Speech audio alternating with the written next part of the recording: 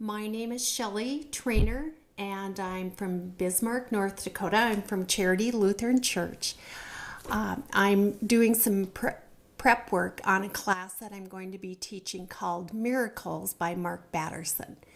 And a goal of mine, or what God has kind of niggled my heart to do this summer, was to visit with people who have experienced miracles in their life. My sister Denise Olson shared with me that you have a very special story. And so I thank you so much that I'm in your home visiting with you. And I would love for you to share your story. Well, it is a special story. God's story, though, we just get to be this little part of it. You know, it's always God's story. So I'm Christine Gillund. I'm Gerald Gillund, her husband. Say, how long have you two been together? We got married in 1982. So it will be This 34 fall will be- years. Yep. Yeah, 34 years. Okay. So it's been a while. So we know each other well. Jerry, I think you should start. You should tell about my illness, maybe, because you tell it better than I do, because I don't remember all of it. We were getting ready for a family reunion, and Chris had picked up some bark chips to decorate around our trees that we planted, and she and the kids were going to spread them around. And when they went to spread them, she was just going to open the bag, and they seen a little frog. And the kids started following that little frog off. And we had two. Our son Daniel was 2.5, and our daughter Sarah was 6. And when she opened that bag of chips, she noticed a funny odor to it. She thought it was like cedar chips or something, even though it didn't say that on the bag. And there was something in there that poisoned her, and it messed up her immune system. My last clear thought for quite some time. I remember thinking, this must be cedar. And that evening then, we had checked with like the poison control center and called the emergency room. And basically they told us, well, at the emergency room, if it gets worse, bring her down. The poison control center had said that they thought it sounded like an organophosphate poisoning.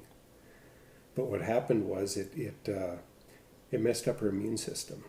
And anytime after that, when she was around perfumes or petroleum products or anything basically unnatural, it would trigger her body to do an autoimmune response. Do you want to explain? And through the years then, what happened, and well, the first 2 years I really have no memory of what happened to me. I guess I was awake and talking to people, but I don't recall it. And I wasn't able to take care of myself or the kids.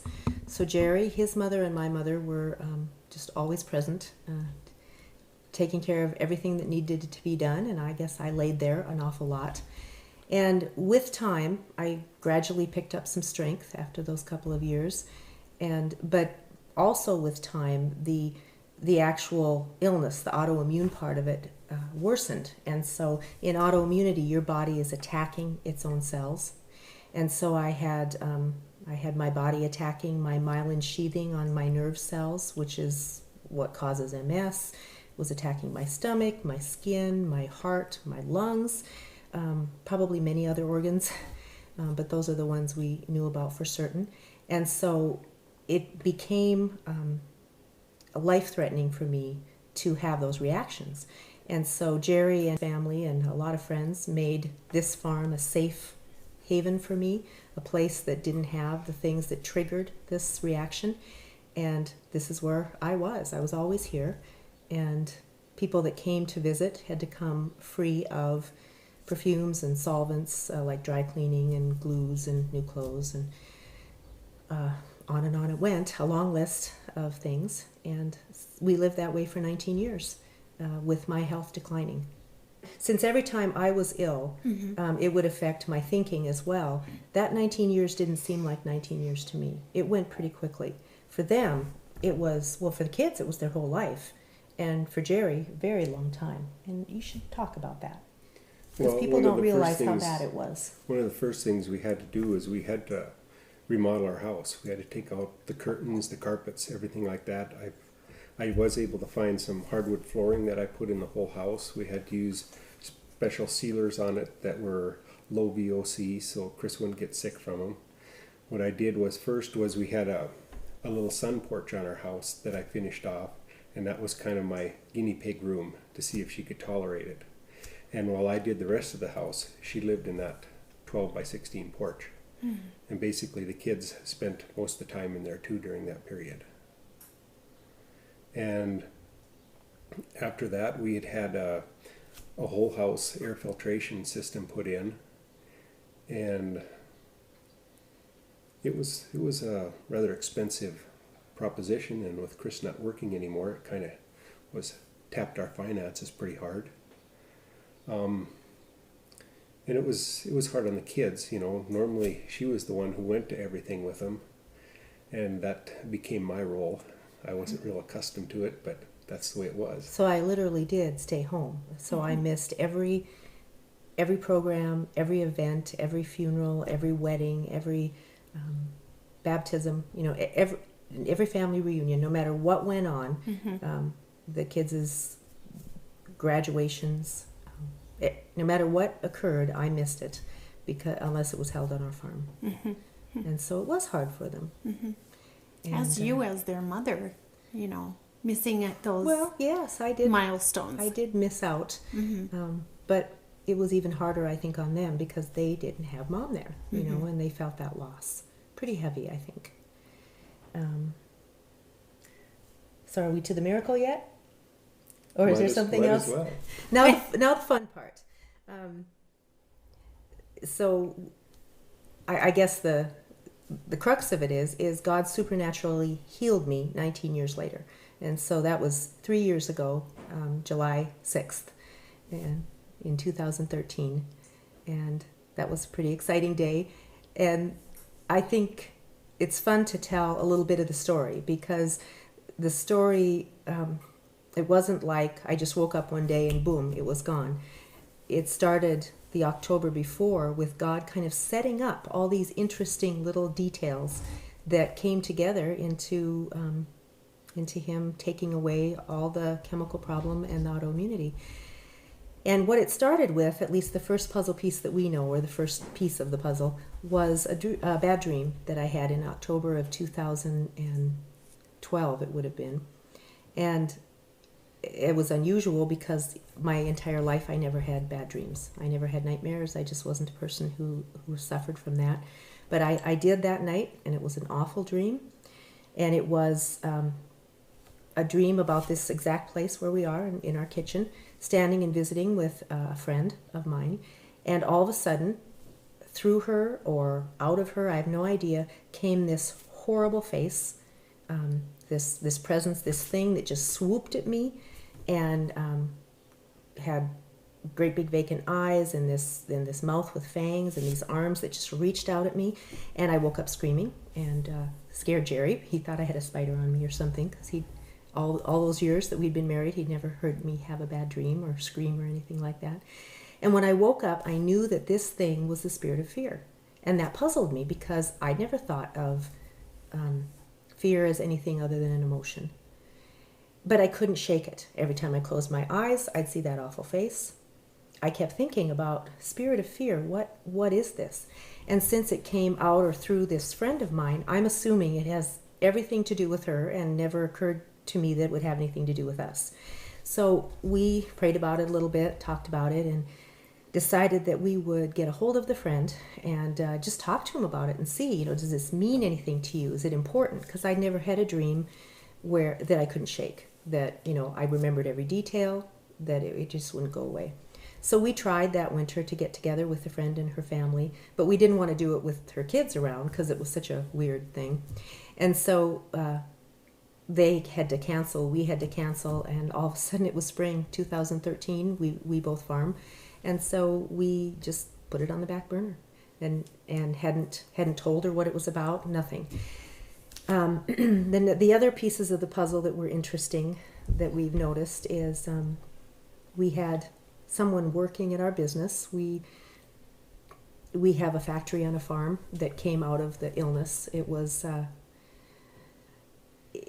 gift, I guess we think, from God. We call it In the Potter's Hand, and that name is chosen to thank Him for His faithfulness to us during all the trouble. And we make natural and gluten-free skincare products. And that was happening. Yeah, go ahead. It started because Chris needed something she could use on her skin. And at that time, you couldn't buy natural products that were all natural. And the ones we did try made her sick. So there was something in there that wasn't. And once in a while, somebody, because we have friends all over and family all over the country, once in a while they'd find me something, but I guess I'm really picky because I wasn't happy with them. I just thought, ugh, this is awful stuff. And so eventually God helped me make my own recipes. And then we had friends and family and acquaintances that would say, oh, I've got a cousin, I have a nephew, I have a grandmother, that could really use this. Can I get some from you? And it grew into a business. Anyway, we had a young woman that was working for us at the time, and she was a Native American woman, and her name was Nina. And prior to her coming to work for us, everyone else who worked at the business was Christian. And so that factory was just full of Christian music. People, some of them would sing, some of them would have music with them. People visited with each other about God. We prayed, when we had lunch. But Nina wasn't Christian, and she was offended by this. She didn't want to hear Christian music. She didn't want to hear talk about God. She felt pushed at, she felt like people were trying to convert her or something. And so we honored that. We talked to the employees. People started listening to music with earbuds and just talking about God elsewhere, not while they worked. And she was content with that. But it was so extreme, something we hadn't seen before. And then that spring, before the healing, she surprised us all. She'd been working for us for a couple of years at that point. She surprised us all by asking one of the other young women that worked there, by the name of Heather, if she'd do a Bible study with her. And we were, that's kind of how God works. He will show people things, make his word attractive and draw people to himself. And what she was at that point was simply curious. She wasn't wanting to study the Bible because she had any confidence or belief in it. She just was curious because I guess we're an odd bunch.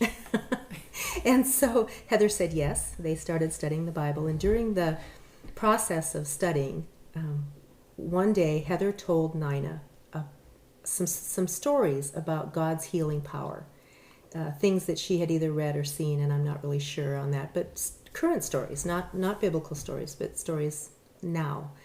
And it just fascinated Nina. She said that by this time Nina and I had become friends, so she was telling me about this, and she said, in my culture, she said, we have a lot of ceremonies. We have a lot of, she said the ancestors have power, but she said, we don't have a healing ceremony. And she said, have you ever heard of such a thing? Well, that gave me an opportunity to tell her about one of the times in my life, because I think most Christian people have had God intervene, and help us with many different things. And one of the times in my life was about 2.5, 3 years after the initial poisoning. And at that point, I had a lot of pain, and it was daily, it was continual, it never let up. I had headaches. My thinking was still really foggy, even though I think at that time you would leave the kids with me a little bit. Mm-hmm. By myself.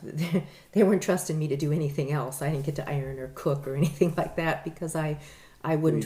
She didn't have the energy for it. Well, it would be like a major thing for her to get from our bedroom in the back of the house to the front of the house to lay on the couch so she could be with the kids and I. Mm-hmm. Well, and I also have written in my journal how, you guys didn't trust me because I wouldn't remember to shut off the iron, or I wouldn't remember to shut off the stove. I just didn't have the capacity. I know at that point I couldn't play card games or anything with you that I'd always played because my mind just didn't work right.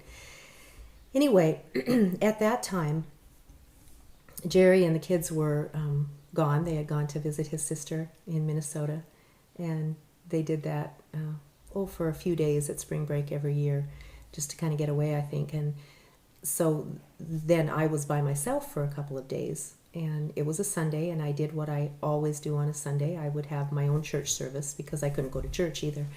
And so I was singing a song that a lot of Christian people know, that praises God and talks about healing. And when I was singing that song, God took away almost all my pain and cleared up my thinking. And so that was that was the most dramatic thing that I hadn't ever noticed that he had done for me, and it was pretty exciting. When they got home, everybody could tell. But that made life so much better for us, because I could be alone with the kids, I could do some housework, I could do some cooking, and then out of that ability, the energy that I had and the clarity of thought came in the potter's hand and the Dakota Free products. And again, that was a real gift to us. It eventually helped us in many, many ways. Anyway, so I told Nina this, and she was fascinated. And, because here was someone she knew, and she knew how ill I was now, and I think she hadn't known how ill I was at the beginning, but then I, was talking about that. And what I didn't know is that after that, then she got even more curious about God. And so she asked me to study the Bible with her, which, again, it was shocking, because this had been that friend who wanted nothing to do with God. And then also, she, for me, it was a little difficult to think about doing, because I'd never studied the Bible with someone who wasn't Christian. And I thought, what a responsibility. How do I even go about studying the Bible with someone who doesn't even really believe there's a God? At least not the God that I believe in. And so I asked the study group that had come to my home once a week for about, at that point, 16 years or so, to pray for me. And they did. They prayed that I would do well with the study. And then they did something unusual, because this is a Lutheran study group. They put their hands on me and they prayed for my healing, which they hadn't done before. Other people had. I'd had, missionaries and pastors from other kind of churches come and lay hands on me and pray for my healing before. And, you think it's wonderful, and you just think, oh, is it going to work? But so far, he hadn't decided to take away the problem. And so this was kind of cool. I liked it, and I didn't notice that there was any great improvement. But then a week later, Heather, the young woman that had studied the Bible with Nina, so I'm just kind of clicking through these puzzle pieces, and this was about a month before God healed me, called me from the shop before she left one day, and she wanted to come and talk to me at the house, and I was nervous, thinking, oh no, she's going to resign. And she was our longest term employee at that time, and I'm thinking, oh, what are we going to do without Heather? Because she sounded so formal, and she just never asked to do that before. So she came up and surprised me, had nothing to do with work. She wanted to tell me that she had been at a church conference and a revival kind of meeting the week before, and she said she had been given the gift of healing, and she wanted to pray for me. So she did, and I had more energy. I felt a little stronger, and Jerry and I were all excited. We even called the kids. We said, we don't know, we're kind of hoping this is going to grow into something, since I feel more energetic and I feel a little stronger. And but she also told me something else really interesting in that visit, and that was that she had had a nightmare. And now she knew nothing. Other people didn't know about my nightmare that had happened the October before. But she just had it the night before, and it disturbed her so much that she just wanted to talk about it. And that nightmare was about fear.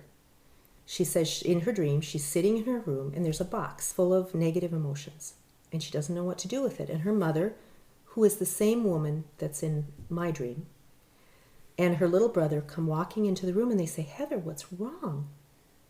And as this is happening in the dream, out of her little brother's face, or through him, one or the other, she doesn't really know, she said came the scariest thing she's ever seen in her life.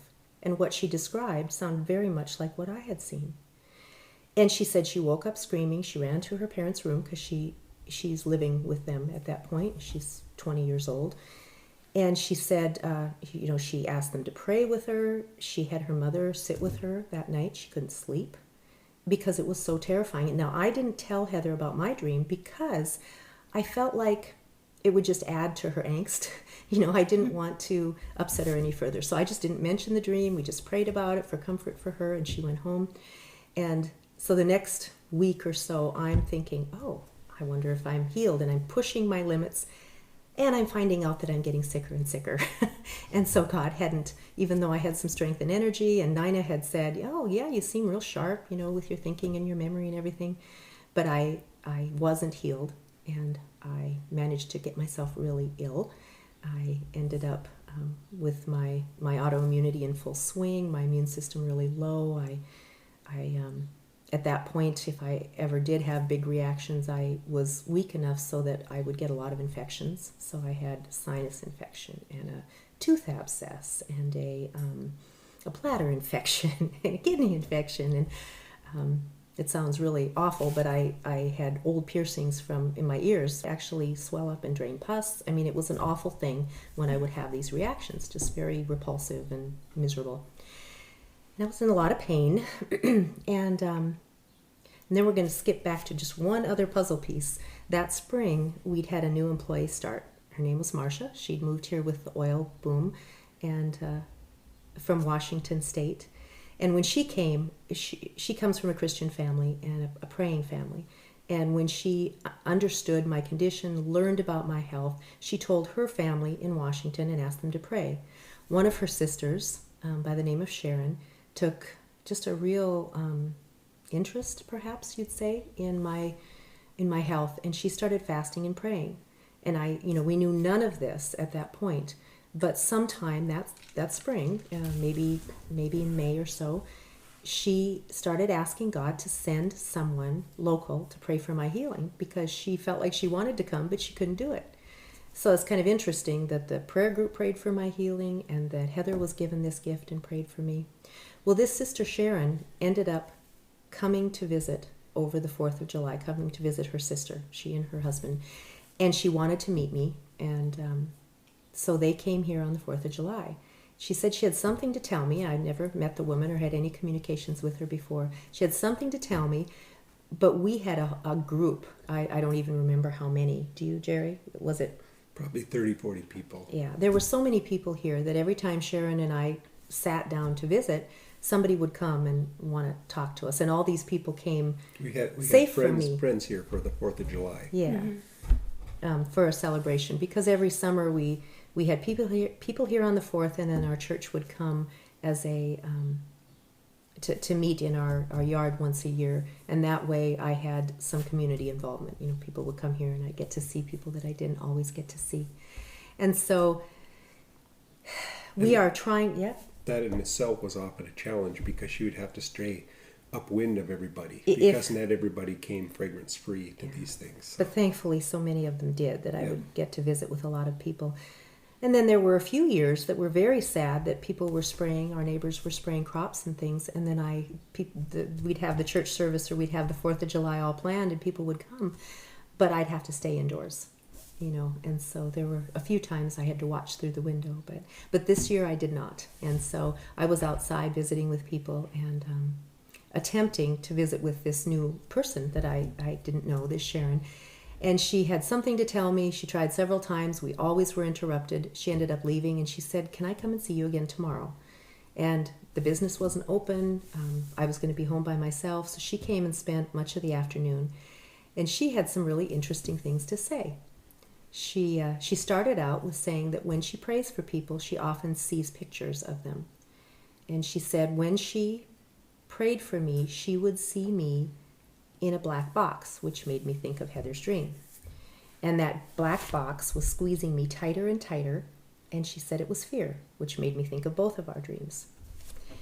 And she said she felt like she was supposed to come and tell me that this fear was interfering with the healing that she thought I was supposed to have.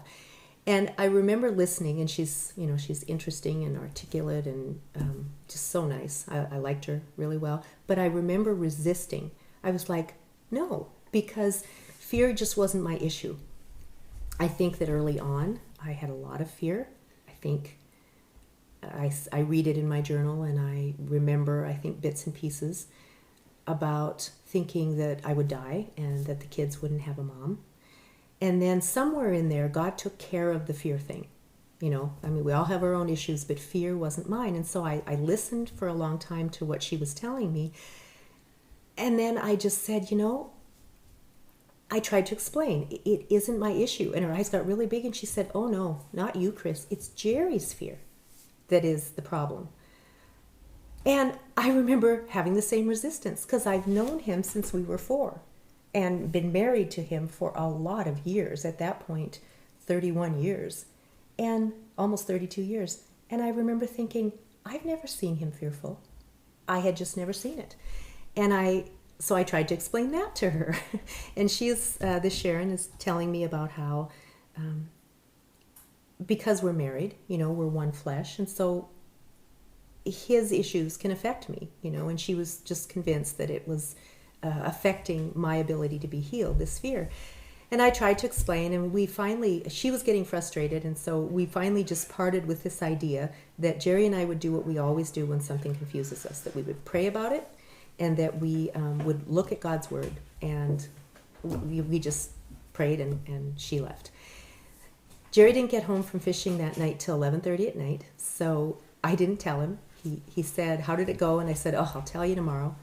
And then in the morning, we're laying in bed, and we have the whole day to ourselves. It's Saturday. And I remember when we woke up, he said, "So are you going to tell me about last night or yesterday?"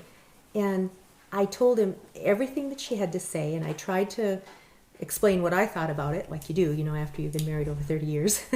And I said, "And it makes no sense to me, Jerry. Does it make any sense to you?" And he is nodding his head and saying, "I think it might. I think it does." And I bet my mouth hung open just like you see in the cartoons, because I just couldn't fathom it. And then I'll let him tell the rest of the story. Well, with everything that had been happening, I just had the feeling that God was up to something, and that he was working in our lives, and that this was something that we had to pay attention to. And meetings I'd went fishing on Friday, I was going to go down to our business and make soap on Saturday. And when I'm making soap, when I'm by myself, it's actually a pretty good time for me to be thinking about things and praying. And I asked Chris if she would look up Bible verses that talked about fear in the Bible. And then when I had a break during my soap making process, that I would come up and we'd read those, and we'd pray about it. And one of the verses that kind of hit me that day was the one where it talked about this boy that had a spirit, and the disciples could not, Jesus had sent them out to heal, and they couldn't remove the spirit. And Jesus removed that spirit from that little boy. And they said, "Well, why couldn't we do that?" And he said, "This kind only comes out with prayer and fasting." So I had thought about that verse, and I decided that day I was going to fast while I was making soap and praying, and we were reading the Bible verses. I guess we had looked a little bit about fear before when I had that dream, especially that concept of it being a spirit, because it was so foreign to us. And, we learned that the Bible does talk about a spirit of fear. And, so we had gotten that far, but that's about as far as we'd gotten. And so I really did find an awful lot. The Bible is full of information and advice on fear and how not to fear. And I guess the one that always sticks with me is that, God is love, and that perfect love casts out fear. And also the Bible verse that says that, we are not to fear because, Jesus has overcome the world. We don't have to fear. Anyway, go ahead. Anyway, during that day, it kind of made sense to me that there was a spirit of fear that had a foothold in my life. And I didn't really want it to have that anymore. I think that during Chris's poisoning, that spirit of fear oftentimes would manifest itself in frustration and anger. And I always thought I had an anger issue. And I'd prayed often about that, but it seemed like it would always crop up. And it usually cropped up the worst after Chris had a reaction, to the chemicals. When I was sick, yeah. So she would have a reaction to that. It's like I had a reaction, and I think it was a spiritual attack. It was that fear, because we had known somebody else that had Chris's problem, and she had died from it. Yeah, and she was my age. So when I was praying that day, we read all those verses, and by 8 o'clock at that night, I was done making soap. I came up to the house, and I told Chris, I said, we need to pray about this now. I know what we got to do, and I wanted to get it done because I wanted to eat. It was 8 o'clock. I'm sure he was hungry. But We did. We prayed about the spirit of fear, and I prayed. I thought of the verses that talked about sometimes there are sins that are ancestral, they're passed down generational, and I prayed forgiveness if there was any of that. I prayed for God to take away this spirit of fear, and for Him to protect myself and my family from it, because after Jesus had healed that boy, there's also this a story that He told about a spirit being taken out of a man, and it goes here and there, wanders about, and comes back to him, and he finds his house clean swept, empty, and he invites 7 more spirits worse than himself, and they dwell there. Well, I didn't want that in my life either, so I prayed for a hedge of protection for myself and for my family. I remember you saying, never let it come back. And when I was done praying and said amen, it's like I felt that God said, okay, now you have to trust me. And when Jerry said, in Jesus' name, amen, I was healed. And it was an instantaneous thing. And I had these very powerful words in my spirit. I didn't hear anything audibly. They were right here. And they said, the voice said, the words were, it's finished, you're free, you're healed. And I was. I had gone from being sick to well, frail to strong. God gave me muscle tone. My hair texture changed. My skin changed. But the real important things, I guess, that you couldn't see. I'm listing things you could see. But inside of me, the chemical problem was gone, and the autoimmunity was gone. And if there's any medical people that are watching this, autoimmunity does not go away. Autoimmunity is, it's just a chronic condition that never leaves. But at that moment, God fixed my lungs, my heart, my immune system, my nervous system, my nerves, my everything. And it was an amazing event, and even today, an amazing thing. Since that time, I go anywhere, I eat anything, I wear what I please. I still choose to use our Dakota Free products, but I don't have to. I could use anything scented, anything in a hotel room, whatever happens to be where I am, I can use without any ramifications, without any illness. I've been to Mayo Clinic 3 times. I'm practically perfect in every way. My everything checked out. I was not, at that point, not ill from any autoimmunity or problem like that.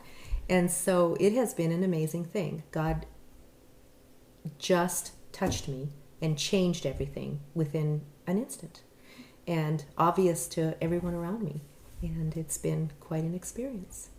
So that was the big miracle for me. But for Jerry, the big miracle was the fear was gone, and so much peace for him, and so much contentment, and he could sleep at night. And what else do you want to say about that? That was another miracle. Yeah, truly wonderful.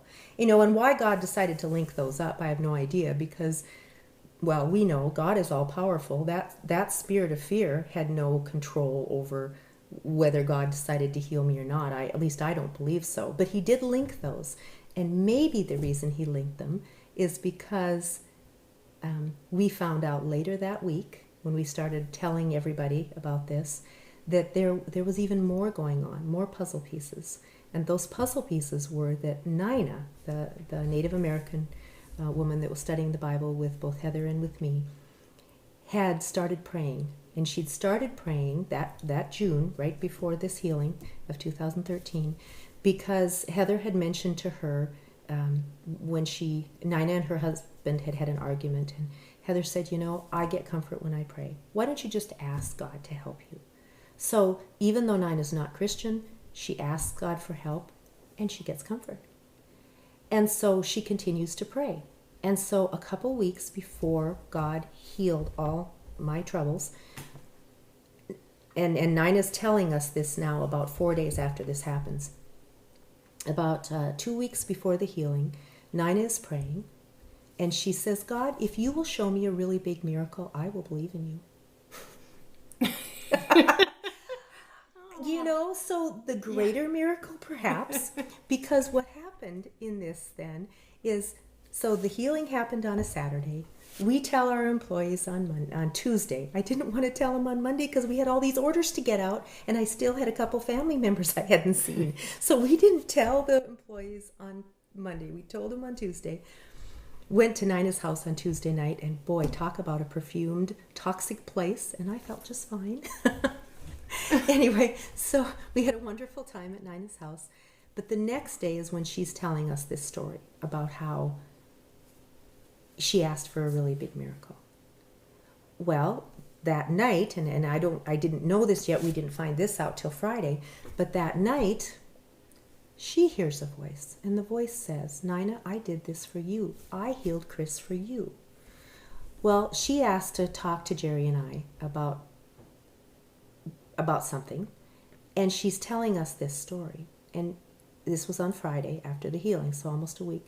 And she's sitting right over here on our couch, and she is just sobbing because she doesn't understand it.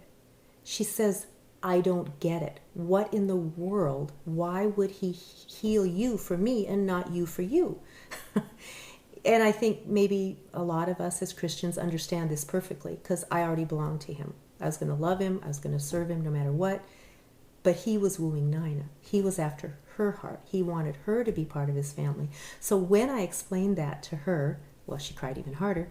Anyway, and she became Christian. And to this day is just so shiny for Jesus. She's been to China.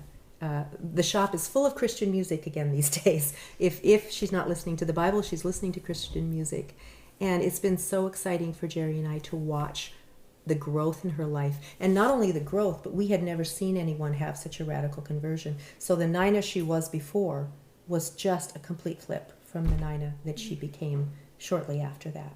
And it's been just wonderful to watch. And Jerry and I both believe that is the greater miracle, that it was Nina's really big miracle, but boy, did we benefit from her really big miracle. Yes. And maybe there's more puzzle pieces yet to see, but it is interesting how they all came together. And, he was orchestrating those. No one else was. No one else could have even known about any of it. So it was a very supernatural and very amazing thing. And that was our big miracle. And then I probably should also tell the rest of the Paul Harvey rest of the story. Yes. So God fixed so many things in my body that day, right down to, and I mean, I haven't even made the list, right down to varicose veins and those infections being gone, and I mean, on and on and on. And the list is so long of all the healing that he did just like that. However, he left something, and he left it very deliberately. It isn't like he didn't know it was there. He left a lump in my left breast. And the doctor and I knew that it had been there, but there was nothing the doctor could do about it. I mean, I didn't go to the doctor. I couldn't go to the hospital.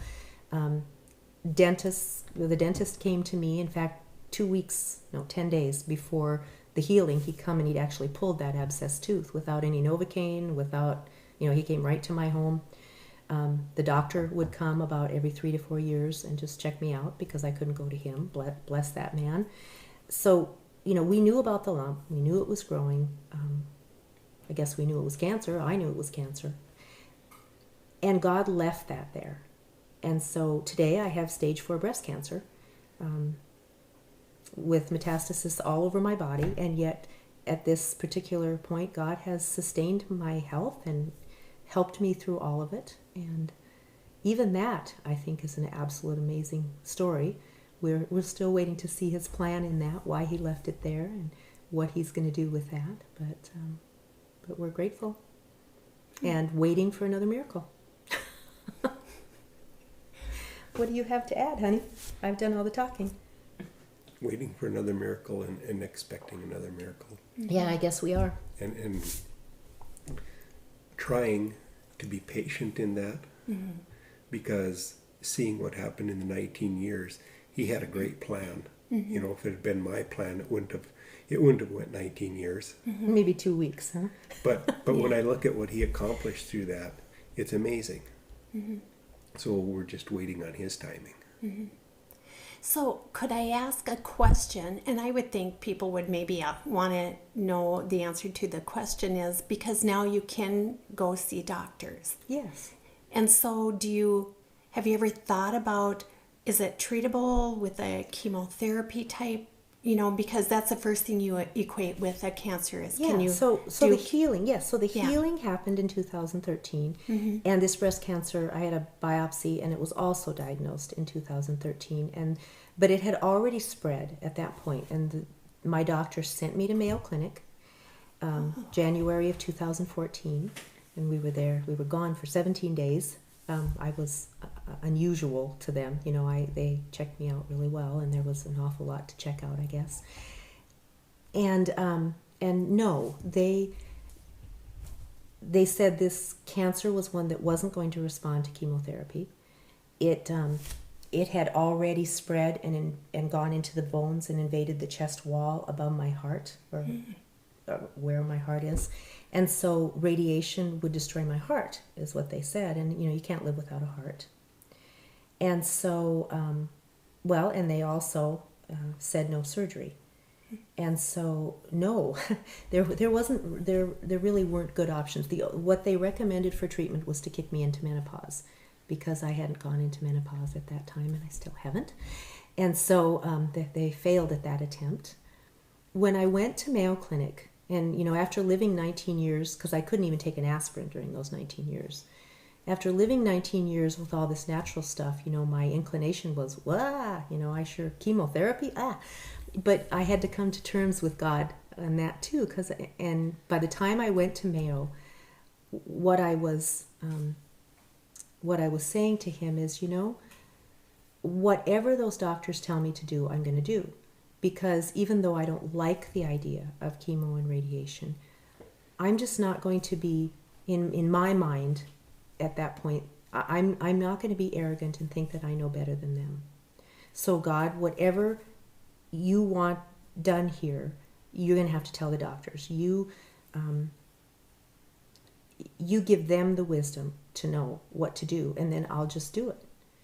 Well, it turned out that chemo and radiation were not in the plans, and I always kind of wonder if I had a different attitude, what would have happened with that. But so I haven't had chemo and radiation. I haven't had a mastectomy, and at this point, I guess I also could say that in 2014, the senior oncologist that we were dealing with at the time, it said to me that women with breast cancer like mine could expect to live 3 to 4 months without treatment. So, they weren't expecting much from me. Well, that was a long time ago now. Mm-hmm. And God, again, has sustained and preserved and protected my life and even my health. I've done really well. And so we wait to see what his plan is. Just wait to see. Mm-hmm. And we trust him. And we do not fear. I have no fear. I guess I expect to live, and I expect to be telling another story eventually. And I don't know what that's all about. I don't know what his plan is, but he's very deliberate. God has a plan. It's always for our good. He promises us abundant life, and he gives it, even in the middle of cancer. And so if there's anyone in your study who's dealing with cancer, remember, cancer does not change who God is. It really does not change who he is, and it doesn't change who we are before him. Mm-hmm. And very, very wise words. And true words. Yes. They're just true. They're just true. And I think that people are very fearful of cancer. And I suppose one of the things that God was doing is he maybe, for us, he maybe had to deal with that fear before the cancer. I don't, and maybe it's another that, now you have to trust me thing. Maybe that's part of it. Mm-hmm. We don't know what all these puzzle pieces mean. But I can tell you the spirit of fear was knocking on the door when we were spending our time in Mayo Clinic. Mm-hmm. But, I just prayed for God for protection against that, and God is good. He honored that prayer. Mm-hmm. Anyway, so. Well, we're touched where we're most vulnerable, especially with a spirit of fear. Mm-hmm. Yeah. And so you don't know. We don't know. We don't know God does so many things. He'll take one situation, like he did with the first healing, and accomplishes so much. I'm sure that he is accomplishing much through this cancer. And I don't know what it is, but we trust him. And so we'll just wait and see. And that's where we are, and that's our story, and God is great. He's in the mighty works business. Yes, he is. Yeah. What else do you want to know?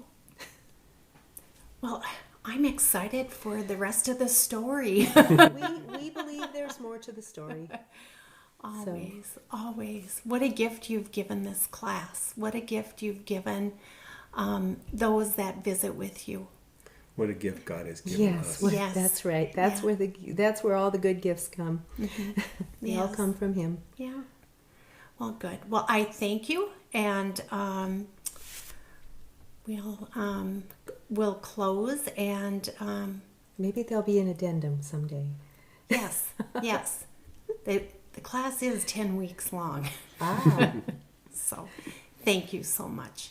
Well, thank you for giving us the opportunity to give God glory for what he did.